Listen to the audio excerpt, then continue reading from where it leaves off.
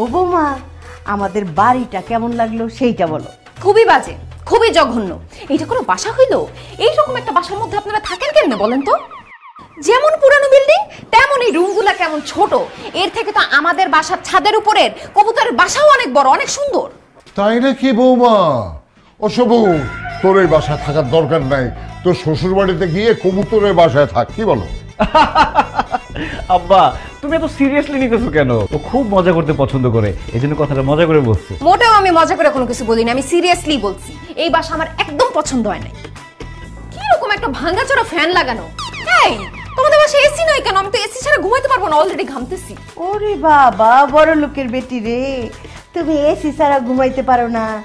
তাইলে তোমার বাড়ি থেকে একটা এসি নিয়ে আসো নাই কেন? তোমার আব্বা তোমার সাথে করে একটা এসি দিয়ে দিতে পারলো না? কই, এই বিয়া শাদিতে তোমার আব্বা তো একটা সুতাও দিল না, সব খরচ তো আমার ছেলেই করলো। কেন আমার বাবার কোনো কিছু দিতে হবে কেন? সে আমাকে পড়ালেখা শেখায় বড় করছে না?